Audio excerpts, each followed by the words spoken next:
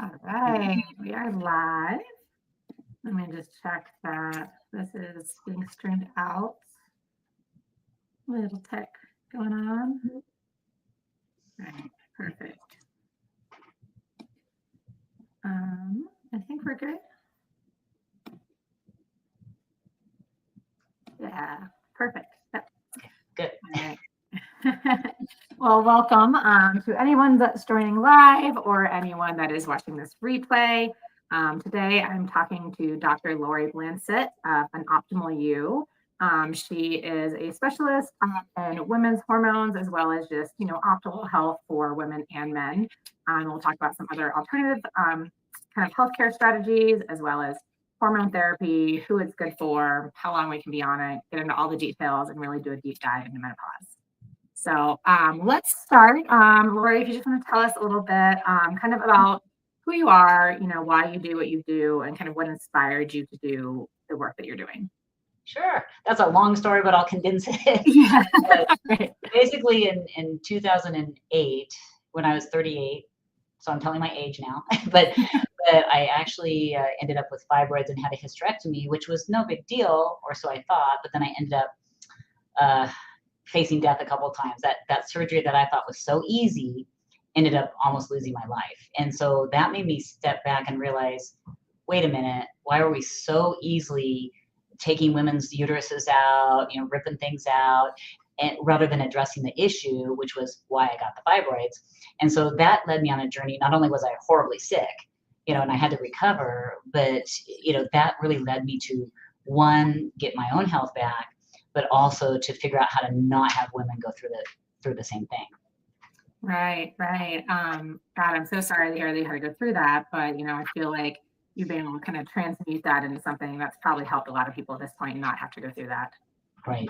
Yeah. So just tell me a little bit about kind of like who you help in general and kind of what you do and your approach when it comes to kind of health overall or just, women's hormones, especially. I know there's a lot of women that are kind of in that stage that are listening to this. Right. Yeah, and there's a lot of misinformation, but obviously I treat men as well. But with, so reframe your question now. Sorry. Oh yeah, just who you help, and then kind of a little bit about like the ways. I know you do hormone replacement, but you also do some other things, and kind of just your overall kind of look at the approach. And we'll get down to the nitty gritties of it, but so people kind of have an idea. Okay. What you're doing. Yeah. So basically, when we see patients, it's myself. I also share space with a couple providers, but we look at the whole person. So we like to get a feel for what's going on. What's their symptoms? What are they feeling? Is it sleep issues? Is it hot flashes? Is it muscle tone? Is it mood? And so we get a feel for what they're feeling, and then we look at the labs and correlate it with it, and then that way we can kind of see, okay, what's off, what's not, and then talk to the patient about what's right for them, because there's different ways to treat. There's creams, there's capsules, there's even injections, there's troches, there's pellets, and so each person is different. And so I'm of a mind that when you balance the hormones, it's like gas in a car. Mm-hmm. So you need more than gas in the car. But what the hormones do is give people that energy to now hopefully eat better, mm-hmm. exercise better, get the right sleep, detoxify, because as you know, you deal with nutrition on a big level. If you don't have the energy or don't have the mindset to eat right, you're not going to. So they all work in play. So it's really getting people to understand the big picture, and then you start with something easy like hormone balancing that gets them that push, and then you work on everything else, and then it all comes into play. Okay, yeah, I love that. And let's kind of start from, when the people that are watching this, I know there's a lot of women, they don't always realize, I think, that they're going through menopause. They don't always realize when they're getting into the perimenopause phase. They're just like, oh, this weird thing's happening or this weird thing's happening. And I think, doctors don't always tell them, and they're quick to prescribe maybe some antidepressants. So you want to go through maybe just some of the signs and the symptoms and what people can kind of look for and when, as far as when they're kind of going through the perimenopause stage? Okay, sure. So it can start anywhere age 35 up to 55 roughly. And Obviously, we know the hot flashes, night sweats, but vaginal dryness, loss of libido. I mean, that could be a lot of things, but muscle tone, aches and pains, so difficulty recovering from workouts, trouble sleeping, either falling asleep, staying asleep, focus, memory, anything like that, just mojo, just not feeling as good. And most women can tell something's off. The younger women might have more PMS issues, period issues, things like that. Periods can change. So those are the common things I see with women. Yeah, yeah. And that list is pretty extensive. I mean, I think a lot of people, when you think about, oh, we're not, like I might not have, be getting as much for my workouts, or I might have a harder time recovering, or I'm just like not sleeping, or I feel kind of tired. And I feel like a lot of times it's dismissed as, well, you're just getting older, Right. Well, Yeah. I saw a great quote, and it says, what do they say? Getting older is inevitable, but aging is optional. I like that. And so when you think about it, feeling old is different than getting older. We're all getting older in age, but the feeling old, I have patients that are in their 70s and 80s that do amazing. So yeah, when you feel you're not as good as you should be, then hormones can be a part. Obviously, nutrition, exercise, plays a huge role, but hormones declining really ages us. Yeah, yeah. And I think I think what's important for women to know is to really realize that this could be something going on, and that, I think when they go to the doctors, a lot of times they're not getting those answers. And so they kind of feel like they're going crazy, or maybe they are just getting older. So I think having this knowledge of what to look for, and know when that pops up, and say like, hey, I might actually be going through perimenopause right now. That's what's going on. I'm not just losing my mind. The problem is people do labs, but what are lab values? Because I told you I look at labs, but the lab values they will say is normal. But if you're testing the average person who's not optimal, that's different. So optimal levels and normal are different, and they get normal values by testing the average person who might be tired, not feeling good, overweight, moody, and saying that's normal. Whereas the optimal levels are very different, because that's when you feel your best. And so, yeah, you're right. It's very easy to get missed. Yeah. And so you're saying kind of basically, if they're looking at an average, you're like, well, this is the average, and you fall within that, but the average is actually not great because everyone's kind of dealing with this. So their scale is kind of viewed, it sounds like. Right. Yeah. The average, you don't want to be average. So, yeah, it's one of those things that the average person isn't in great health. The average American is overweight a lot, or high blood sugar, not sleeping good, the mood, they don't feel great. So I don't want to be average. Average sucks. Yeah. We want to be above average and really be at our optimal. And that does take doing stuff other people don't do. Yeah. And I agree with the like optimal versus average. Like even I look at some labs and some blood work myself when I work with clients, and the doctors will be like, everything looks fine. And I'm like, there's like a couple markers here that like they'll say, like B12 is fine at this. And I'm like, you're not going to feel good if your B12 is that low. Exactly. And so if you're looking, it's like saying everybody should be a certain weight. Well, what they've done. So this is a great example. Is what have they done? A lot of Americans, I just say Americans because that's where I live, but they're a higher weight. So that's like changing the needle and saying, well, now that's normal. Well, no, that's still not healthy. So yeah. And again, how do you feel? And when something's not right, when you don't feel good. And so I get so many men and women, that just have been told, you're fine, or here's an antidepressant. Same. So sad. Yeah. And I do want to kind of touch on the weight, because I know a healthy weight can be very different for different people. Exactly. And what you said, I think just hits the nail on the head as far as like, how do you feel? Like if you're going to the doctor and they're like, oh, you're like a little overweight, but you're like, I feel fine, everything's good, that might be your weight. But if you're like, I don't feel good and my body is like out of control, I don't know what's going on, then it's like, okay, maybe there's something else going on. Right. And I only mention weight because people relate to that, unfortunately. Yeah, I know. Yeah, I get that.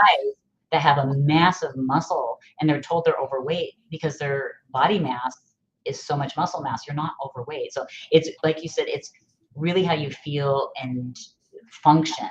The functionality is so much more important than the actual numbers. Yeah. So let's talk about a little bit, if somebody were to say like, okay, I think I'm going through perimenopause, I'm having these issues, what do you normally kind of test for? And then what is kind of your process for going through that? And then, Okay. let's start there, and then we'll kind of talk about also, like, are there people that this might not be good for, or that, it will help, and kind of what the benefits are there. Okay. So basically, I try to keep it simple. Most people can get blood tests. I know there's urine tests. I know there's saliva tests, but they cost a whole lot more and they're a lot harder for people to get. So I just do blood tests because, again, I'm basing it a lot on talking to the person, how they're feeling. And I like to get a thyroid test, the complete thyroid panel, which is your free T3, free T4, which is your active thyroid and your storage thyroid, as well as the stimulating hormone, the TSH, to see how is the thyroid. And then I always like to look at liver, kidney, blood sugar, what's the complete blood count, just overall health. I like a B12 to get an eyeball on vitamins. It's not everything, but it's easy to get. The vitamin D as in dog, that one's great to get. And then for the women's hormones, the FSH, the follicular stimulating hormone, and then the estradiol, the progesterone, and testosterone gives me a good view of what's going on. And then if need be, I can look at growth hormone. I can look at, if I need to do adrenal glands, then they really do need the saliva test. But honestly, you can usually tell talking to somebody.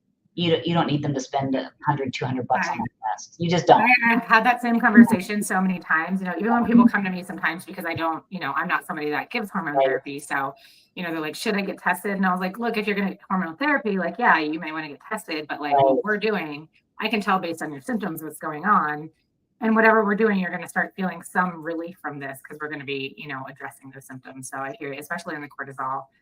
Oh yeah, and it's lifestyle support. So the hormones, so when I do replacement, and of course I'm using bioidentical, which, biologically identical to what your body makes, and that takes the pressure off the adrenal gland. So that's a part of it, but 90% is your diet, your sleep, your unplugging, your mental state, supplements, and I don't need a test to tell me. I would say if you live in today's world, you probably have some adrenal fatigue. Yeah. Yeah, I definitely see that a lot.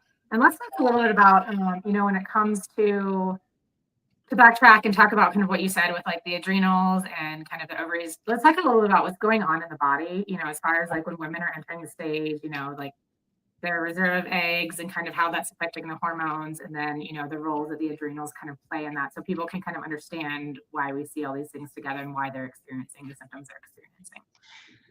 So what you're asking is basically how the pituitary adrenals. Yeah, how that kind of works together, but also, it's like, I know we have the reserve of eggs, and then that decreases over time, and then that kind of has a cascade with the hormones, just the whole kind of menopause process. I know we didn't really talk about that, just to kind of make sure we understand the basics. Yeah, I apologize. Right when you had asked me, my accountant had entered the room, so it kind of distracted me. Oh, so no worries. That's when I had to ask you again. I was like, whoa. Yeah. But yeah,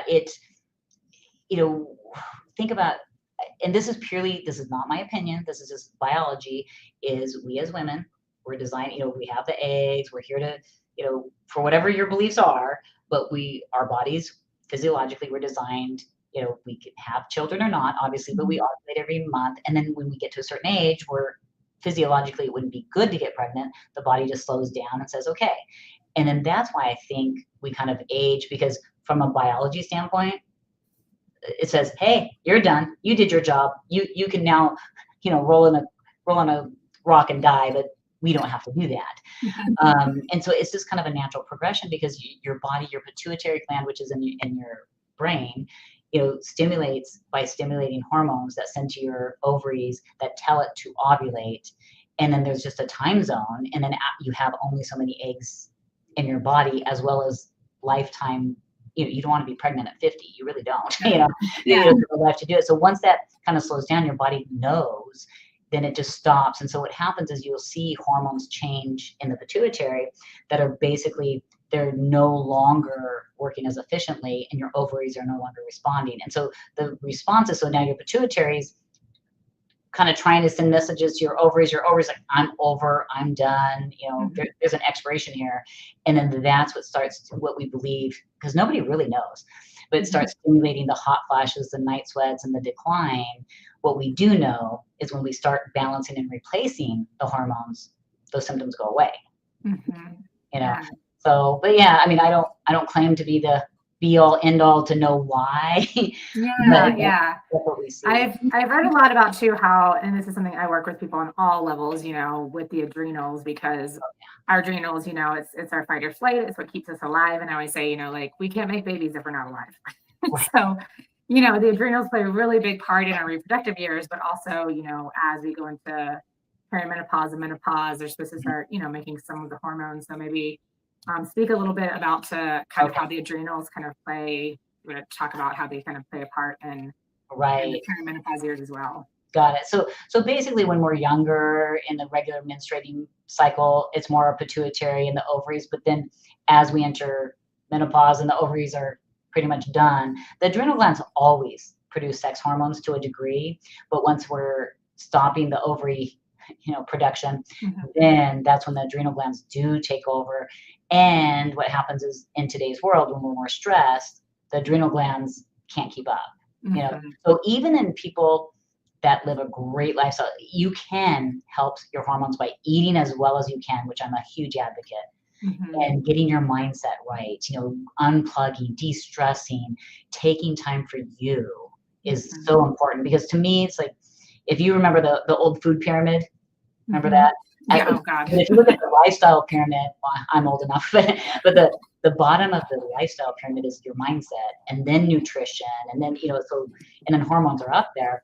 But the adrenal glands, they really struggle because in today's world, we have so much stress that they're caught off guard and they can't keep up. And so what happens is then you can't produce the estrogen, the testosterone, the progesterone that you need. And so you have more symptoms. So the healthier people are, and I've seen this in my patients, the better lifestyle they have, they need less from me, which is nice. Yeah. I'd much rather people need less. And so everything reacts. We're like an orchestra, when you think about it, or a car, or whatever you think about, where everything impacts everything else. And so it's hard to say, well, I'm going to give you hormones and it'll fix everything. Well, no, that's like, I gave you gas, your car will start. Well, what about the engine? What about the oil? What about the driver? What about the accelerator? And so that's why I say I think about hormones as the gas, and then the engine is what you put in your body, what you're eating, and then the driver is the mindset. So you kind of think about it, you need all of them. Yeah. So that's kind of an easy way to think about how it interplays. So I hope that answers your question. Absolutely. And I think that can feel so empowering. I think what I hear sometimes, it sounds like women just say like, oh, I'm cursed with bad hormones, or I'm doomed, or this is just my, and I know genetics do play some role in kind of how we experience things, but, on many levels. But I think that we feel kind of powerless. A lot of women feel really powerless when we get to the stage. And a lot of, I think that can come from, some doctors will say, there's not much you can do, or they'll just give them no hormones, or somebody will just be like, drink celery juice, or, whatever the latest fad is, take this one supplement, do this one thing. And like, I'm like you too. It's like, you need the whole picture, you need to work on all the facets, and even stress, people will eat as healthy as they want, but they're doing all these things that stress out the body. And so then they don't understand. They're like, no, but I'm healthy, and I'm working out, and I'm fasting, and I'm doing these things. Well, it's so important. Like, for example, it's like, I know people that they exercise every day. I said, you think you're doing good, but you're not resting. I used to think I can eat what I want and exercise. No, it doesn't work. And I mean, there are, how should I say this, fat, skinny people, or unhealthy, skinny people, where they're thin, they look fit, but they're not healthy. And it really takes the mind, the body, the spirit, really embodying everything and saying, am I detoxifying the mind and the body? What am I eating? What chemicals am I using? I love things like grounding. I love things like floating, the Epsom salt baths, infrared therapy, meditation. Those are things that really, there's no side effects, but they help you. And traditional medicine doesn't talk about it. I know. I always say it too. It's like, if I can get my clients to do one thing, I'm like, can you take some deep breaths? It's free. It's accessible. You don't need a prescription. I love the book. Recommend this book to your clients. Hal Elrod. You've probably read it. Elrod. It's The Miracle Morning. And it's, I haven't. I have heard a lot about it. Yeah. Oh my goodness. And he has a documentary But that book woke me the heck up to realize I need a morning routine. And I'm big on those. starting the day, and it makes a difference. And I tell people, it's like, this is something you can do. If you do nothing else, have 10 minutes to yourself in the morning, and that will help your adrenals. That will help your mind. That will help your hormones. If you do nothing else but take 10 minutes to take some breaths, think positive thoughts, have gratitude, have positive affirmation. I know it sounds weird to people, but it shouldn't, because when you do that, you feel better, and it costs nothing but time. And when my patients follow it, this is what I do. I have now an hour and a half whole morning. I would throw in like some morning sunshine if they can too. Oh yes, actually I do. So it's basically, so what I like to do is sit outside with the morning sun, the sunrise as it comes up. Sit outside, because when people have poor sleep, it starts. What did you do in the morning? For the whole pineal gland, melatonin, and so having that morning sun, being barefoot on earth, and just being present and breathing, why not? And the people who don't want to do it, that resist it, I don't get it. They think it's too easy, but life is not that hard. I'll be a testament. I have a client right now, and she, she went up and down with sleeping, and she's like, I noticed I'm not sleeping. She was sleeping well. And I'm like, okay, well, I know your schedule's changed a little bit. Have you been getting outside still in the morning? Have you been getting that morning sunlight? She's like, no, not really. I'm like, okay, well, let's just start there before we start throwing some supplements at it or being like, your adrenals are crazy. Let's just start with that. And just from that, she's like, yeah, I actually do notice a really big difference when I do. Yes. You know what I think? I think we're so conditioned that it takes all these stuff, all these prescriptions, all these things, all these interventions, all this crazy stuff. But a lot of it is simple stuff that anybody can do. And I'm with you. That's my biggest thing, is to get people to understand it's not what I can give them. What I can give them helps them. And it's the gas. But the rest of the car, that's them. Yeah. I'm only the gas, and that's a small part of the car. You can still get out and push it. Yeah, definitely. So can you tell me a little bit, when you do help people, obviously it's like as a whole body, we need to be working on all the pieces. But what are some of the things that you see happen, or what can they expect, and what does a timeline kind of look like that, as far as, that, and also how do you kind of determine how to dose them? Is that just based on what you see on the tests? Got it. So basically everybody's different, but typically within 2 months, my goal is people are pretty dialed in, 80-90%. It depends on what their symptoms are. If it's hot flashes and night sweats, those should go away within the month. If it's sleeping better, that should get better within a month, or two, depending if I have to change things. Sex drive, that's a can of worms, because that's not always hormones, and that I don't chase it, but I counsel a lot on it. So the sex drive, we're tabling that. Yes, hormones can help, but they don't fix, there's so many emotional layers to that. I'm the same. I'm like, here are some supplements that may help. Here's how we can reduce stress in the body that will help. But if the hormones are balanced, the physiological part will get better. But the emotional layers to that. There's so much, but it definitely can help.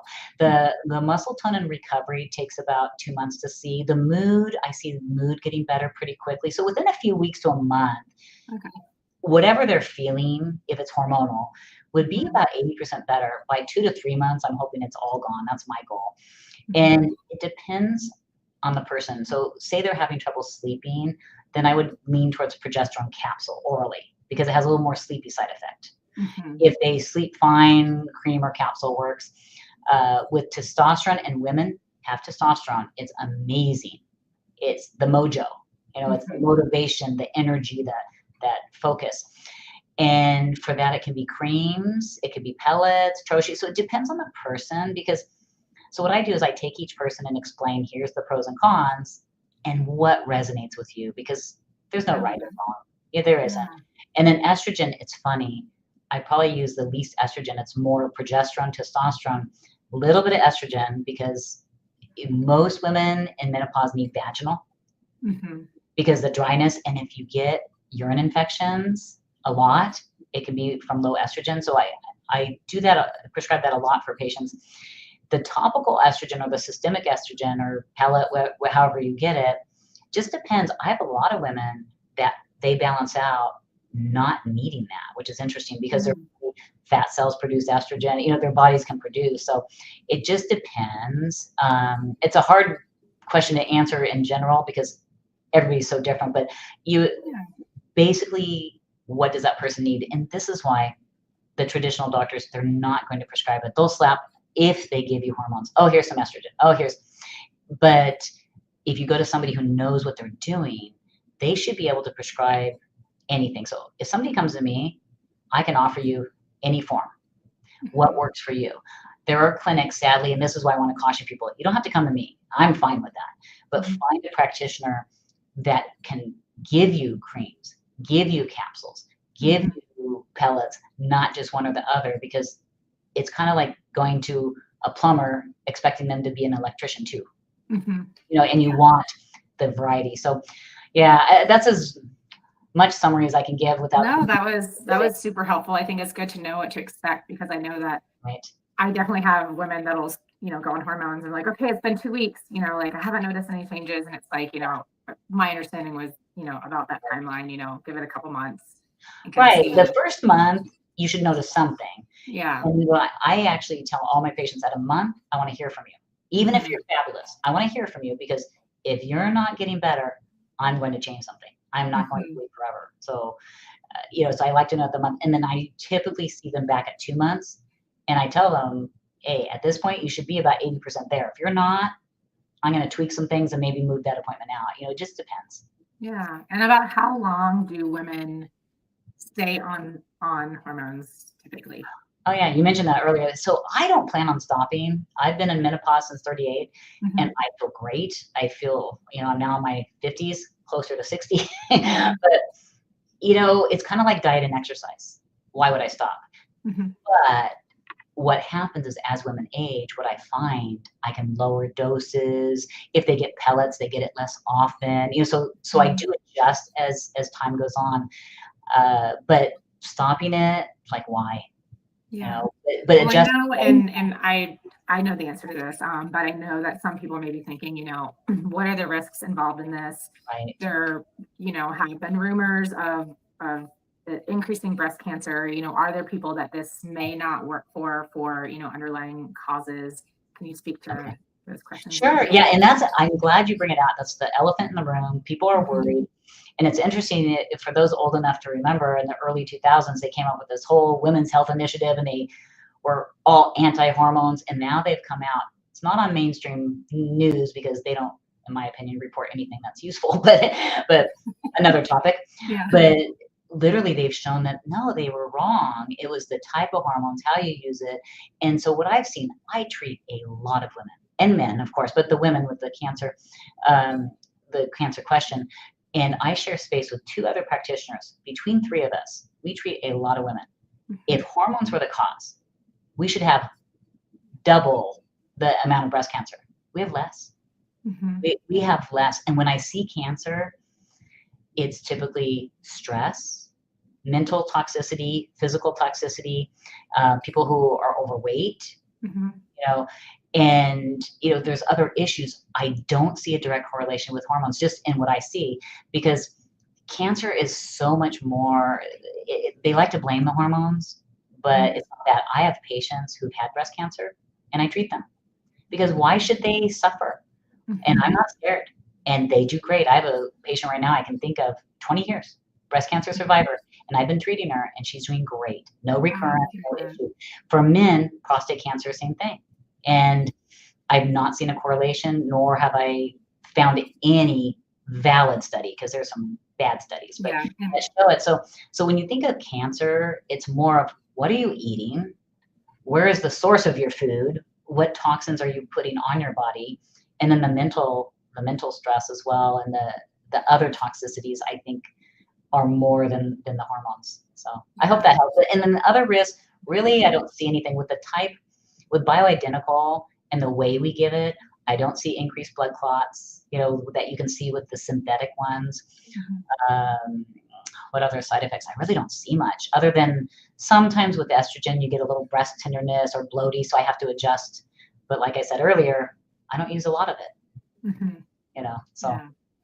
And I try to follow people kind of on both ends of the spectrum to just, always kind of know what's going on. And I know that I have heard, some people will say like bioidentical hormones, like, yes, that's the only way to go. And others will say like, there's no valid reason to do that. Can you speak a little bit to that as well? Yeah, that's a great question because I struggle with that. I mean, I was 38, thrown into menopause, and all I knew was Premarin and all that stuff, and the synthetic stuff, and but I didn't want to do it because I had a blood clot from my surgeries, and I thought, no. And so, in terms of, I'm trying to think how to answer that properly, but basically,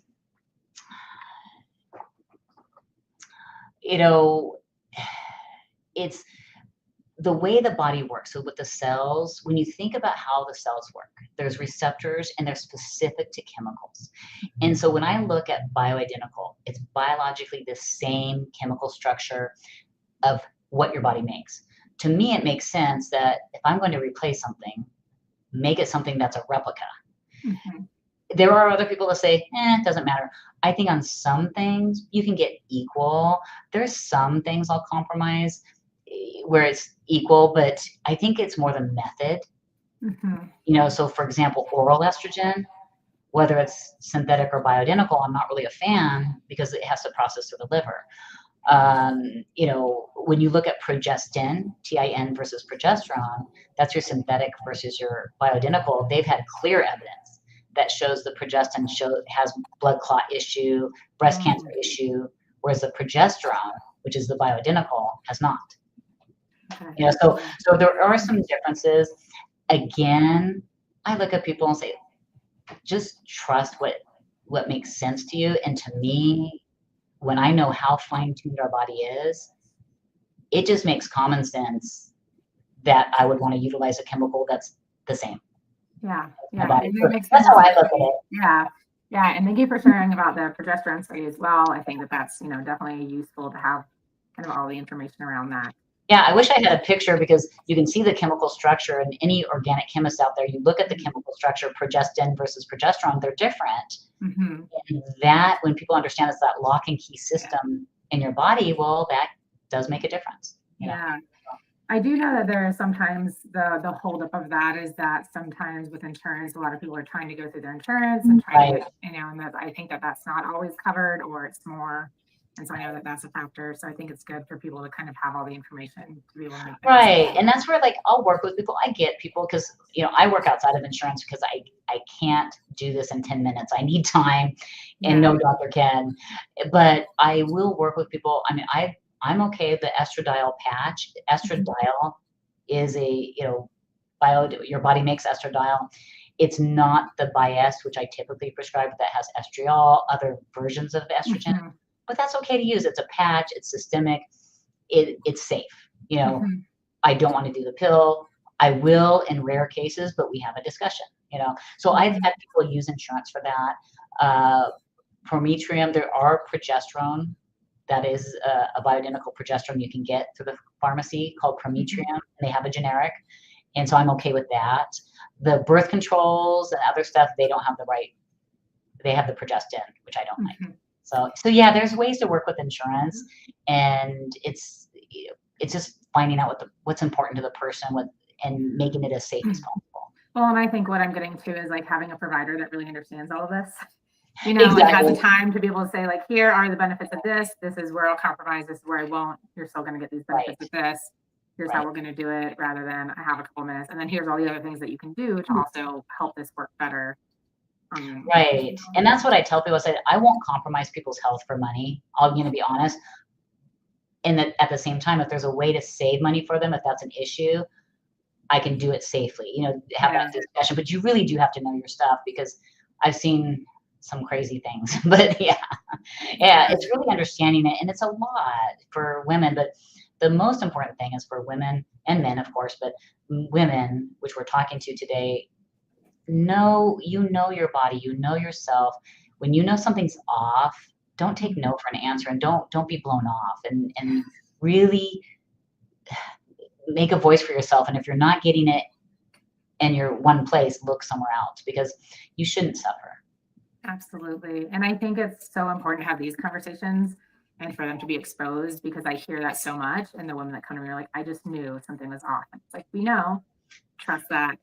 Yeah. Right. And seek alternative. There are people out here that will give you another point of view, that can help you, that will understand exactly what's going on. And I hear that so many times when I'm talking to women in my sessions. There's just that moment where they're just like, oh, because I start talking about things they're doing that are putting stress on their bodies and their adrenals, and maybe something that's affecting their liver or gut or whatever it is. And I start being like, this is how this is affecting this, why you're feeling this way. And they're just like, it's like, I they're know. finally like, I'm heard. I get this. Like, thank you. Because it's, Oh, yeah. so often they're just dismissed by doctors, and it's got to be infuriating to have it.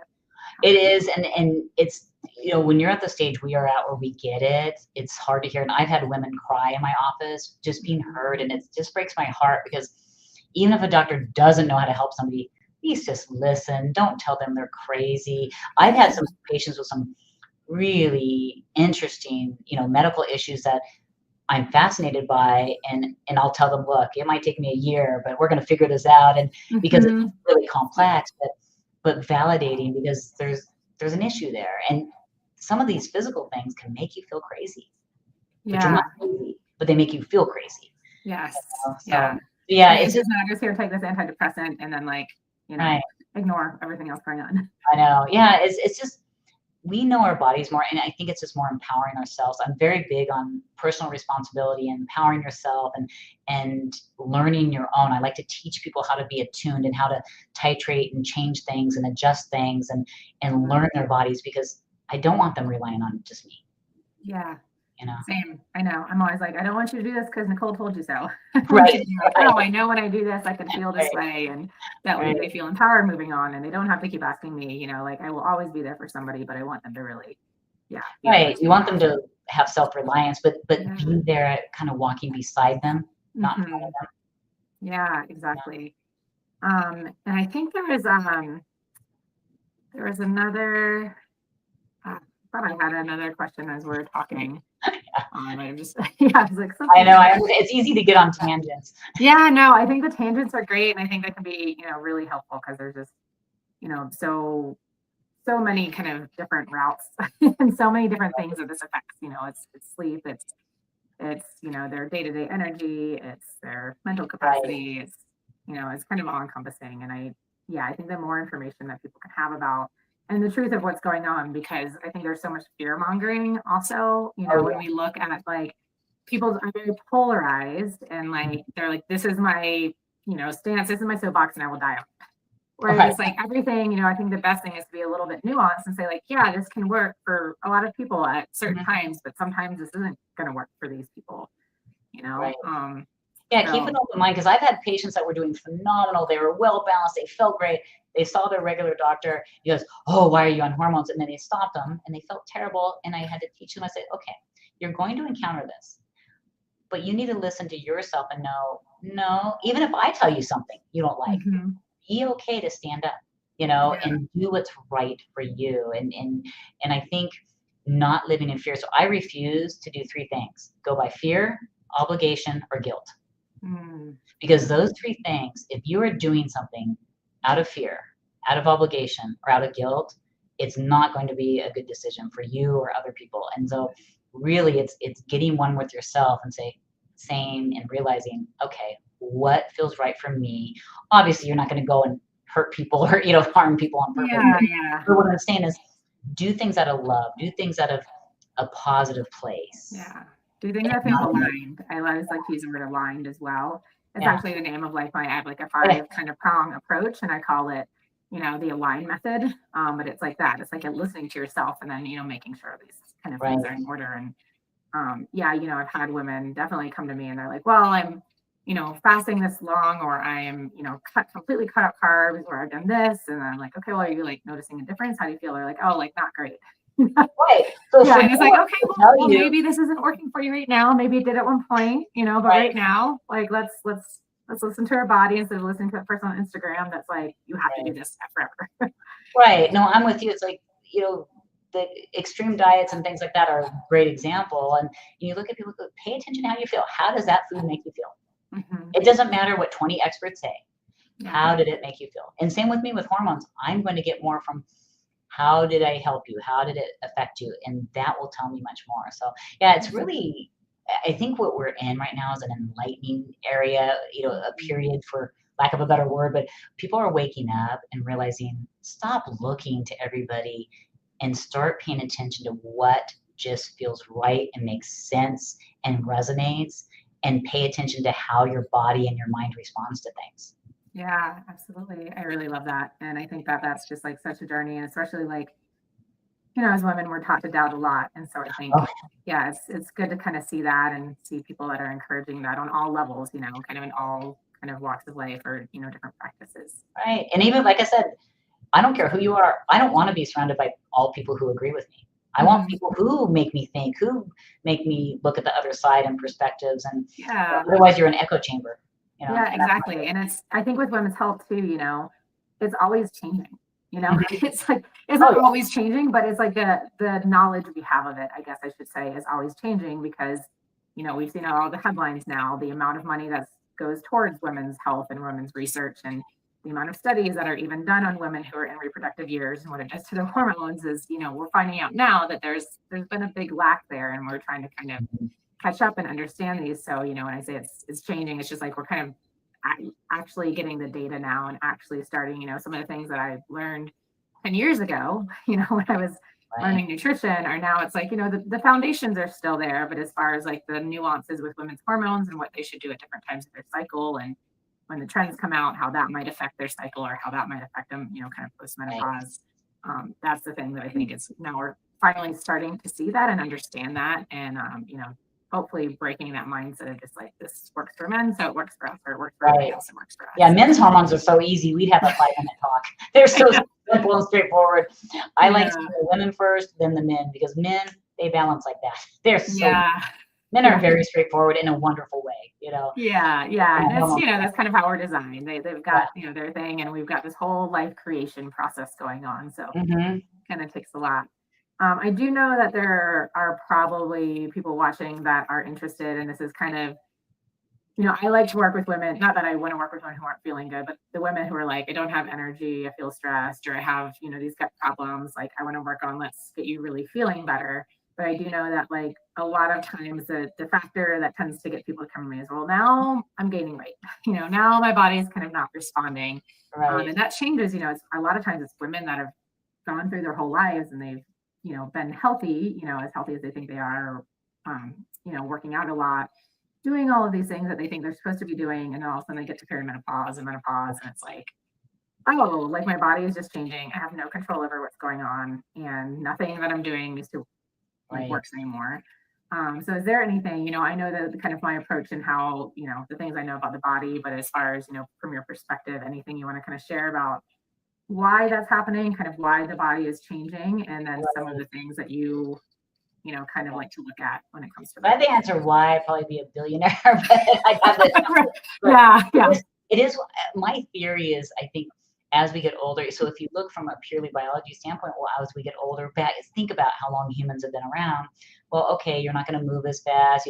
Food might not be as easy to get. So I think of it as like a hibernation store, like we're Mhm. storing something. But I do see that when the hormones change, where we tend to gather fat and lose muscle. So definitely hormone replacement helps some of it. Mhm. But I do see thyroid decline, so I'll see the thyroid kind of slow down. So supporting the thyroid is really helpful, either naturally or with medication. If Mhm. it's mild, iodine and other selenium and things Yeah. that can support the thyroid. And then sometimes I've treated people with thyroid hormone and they look normal, but it was sluggish, and that has helped them. The B vitamins are so critical. Mhm. I think our mitochondria start getting gunked up with years of toxicities and nutrient deficiencies. So replacing that does help. There's no miracle answer. I wish I had it, but I do Yeah. know when I do hormone balancing, it typically helps that. Men easier than women, Mhm. and I Yeah. think for us, it's just that imbalance. And I do not have that magic answer. I wish I did. Yeah. I have tips and things that help, but it's such a complex thing. It really comes back down to, okay, the food, of course, the sleep, of course, the hormones, Mhm. and then natural supplements. I love things like berberine, that helps with sugar metabolism, and I mentioned the iodine, the selenium, for the thyroid. But yeah, I really don't fully understand it, nor does anybody. But it's a definite fact. But I think it's a complex interplay between everything, just kind of saying, okay, you're okay. You need a little store. Yeah, some of the bigger things I think is, it's kind of like all of a sudden it's like our adrenals our whole life are kind of like go, go, go. And then we start to really see those deficiencies as we get older. It's like, then we start to feel tired, and then we start to, kind of maybe experience more, menopause symptoms. However that's expressing itself. Maybe we're not sleeping. We start to see that a lot when we start to get older as well. And I know when people are like in extreme stages of adrenal fatigue, a lot of times like cortisol will start kind of storing some of that weight in the midsection. Oh yeah, that makes it. Yeah, that's a. I can't believe I didn't mention that, but that is a good one. It's just a compilation, but there's no magic fix. Right, and you can't say, just take this and do this. It's like, okay, let's manage the stress. Maybe some adaptogens. Let's look at, are you putting more stress on the body? And then, going also along, I think like with blood sugar as well, looking at that and kind of how the body handles that as we get older. And some women do become more kind of sensitive to carbohydrates. So, I would say like, I'm never a fan of completely like cutting out carbohydrates. I know they're important for the thyroid and, your brain has to have sugar. I said your brain has to have sugar. Yeah. But I do see that, sometimes limiting those during certain times of day can be beneficial kind of for some women. But I think that's somewhere where people tend to kind of be like, oh my God, I shouldn't have carbs after this time. So then they stop completely. And then that can like make the thyroid worse, make brain fog worse. Yeah.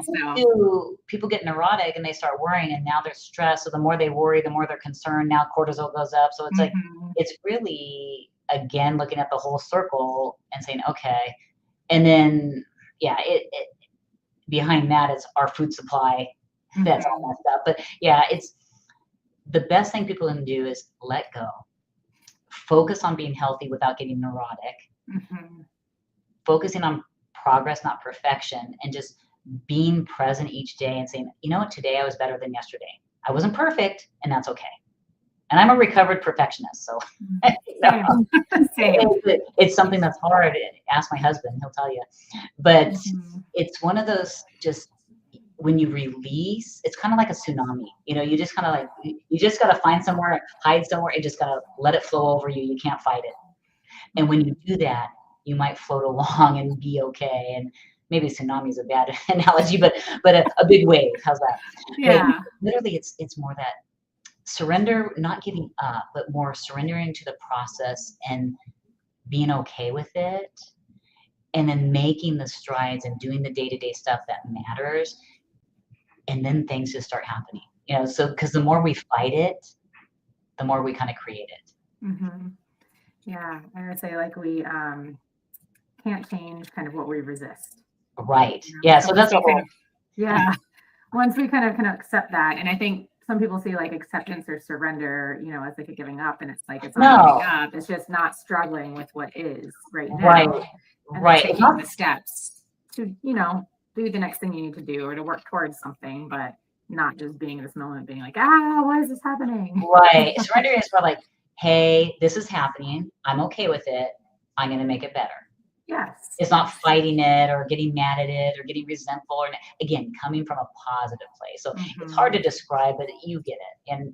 And if this seems foreign to people, hopefully it just gets in their brain and they might hear it again somewhere else, and then finally it kicks in, because I have case after case of patients that once they get it, it's a miracle. And I'm that perfect example too. It's like, wow, once I really got it, it's like my health is better now at 56 than at 38. Yeah, same. At 42 than when I was 22. Yeah. A lot less beer and pizza, but right. Also the stress management tools and the mindset have been really instrumental in that. Right. Yeah. And, I will kind of to speak to that. There's a book called The Surrender Experiment. I want to say it's James Singer. Okay. It's a really amazing book. It's a pretty easy read. It's kind of his like autobiography, but like written in a way of like, hey, here's what happened when I just kind of release control, and you can see how everything unfolds. And it can be, I think that might be a good step, for people that are on that journey. Right. Yeah, I mean, I'll attest to that too. I remember waking up probably like maybe in my like early 30s, late 20s, and my first thought would be like, oh my God, I had a business of my own. I was like, what do I have to do today? What do I have to worry about today? And Exactly. that was And like my it's first thought. I'd get out of bed, rush off to my computer, and it was just like now it's like, no, like I have my moment in bed. At the right, minimum, I'm doing deep breaths. I'm doing some gratitude. Like, what are the first thoughts I'm putting into my head, not just the first food I'm putting into my body? right. Because at the end of the day, life should be enjoyable. I know there's times that aren't. I've lived them, but really each moment say, okay, what can I do? Even in those bad times or so, find that, okay, what can I do to make this moment better? And yeah, so I know it sounds funny that's related to hormones, but it is. Yeah, no, it is. It's the mindset piece is probably the biggest. I can never lead with that. I can never say like, hey, we're going to work on your mindset, reducing Right. stress. Because we're like, no, you just need to tell me what to eat. You need to tell me what to eat and what supplements to take. And I'm like, I'll Right. do that too. And I'll tell you I'm going to do that. But like, I like the medicine and the candy. Like, here's what you want, and I'm going to give you what you need. And we're going to talk about like, because yeah, it's like you can take adaptogens all day long, but like if you're continuously putting stress in the body, it's yeah. And our minds are so powerful when it comes to healing and being able to make changes. So I love that that is your approach and kind of your philosophy as well. Right. I think it's an important message. Well, good. Yeah, and hopefully it helps people. I hope, that we gave you great information and take with it a lot, empowering you to be better and empowering everybody to just be an advocate for themselves.